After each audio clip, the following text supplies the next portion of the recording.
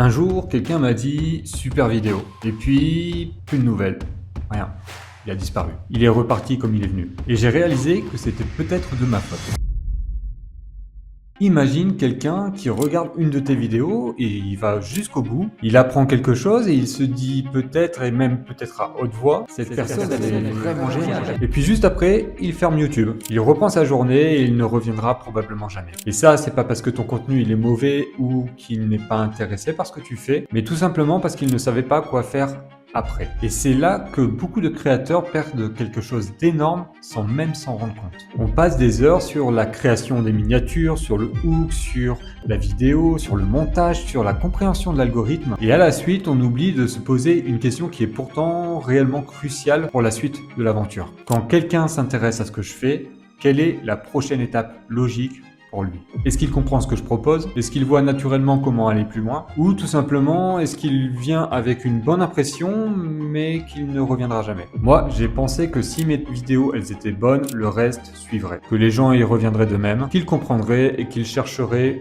par eux-mêmes. Mais honnêtement, j'en suis beaucoup moins sûr aujourd'hui. Parce qu'une vidéo, ça construit pas un business entier. Elle crée une opportunité, mais cette opportunité, elle peut disparaître en un rien de temps. Alors je vais te poser une question, et je veux que tu y réfléchisses vraiment. La dernière personne qui a regardé une de tes vidéos en entier, est-ce qu'elle savait quoi faire juste après? Est-ce qu'elle a compris ton offre? Est-ce qu'elle a vu où elle devait aller? Ou bien est-ce qu'elle a juste changé de vidéo, fermé ton onglet et t'a dit adieu?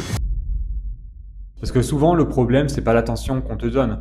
La plupart des créateurs que j'ai regardés, ça va tirer les regards, mais une grande partie de cette attention se perd en chemin. Une bio trop floue, un positionnement qui n'est pas clair, un site où on comprend pas ce qui est proposé, une offre difficile à identifier. Et du coup, l'intérêt, il disparaît au fur et à mesure. Et ce dont je parle, c'est pas forcément de vendre quelque chose, mais c'est tout simplement de guider son utilisateur. En gros, c'est se dire, si ce sujet t'intéresse, voilà où tu peux aller. Et c'est aussi simple que ça, parce que beaucoup de créateurs cherchent à attirer davantage d'attention, alors qu'une bonne partie de celles qu'ils ont déjà, elles se perdent en route. Et c'est ça qui me passionne, c'est comprendre pourquoi certains créateurs, ils arrivent à transformer leur contenu en vraie relation, puis en client, alors que d'autres, avec autant de talent, et parfois même avec plus de vues, ils voient les gens repartir de leur contenu. Si toi aussi, tu crées du contenu et que tu proposes une offre derrière, j'aimerais vraiment qu'on échange là-dessus. Et c'est pour comprendre qu'est-ce qui se passe entre le moment où la personne te découvre et le moment où elle décide d'aller plus loin. Écris parcours en commentaire et je reviendrai directement vers toi. Et sur ce, on se dit à demain. Ciao.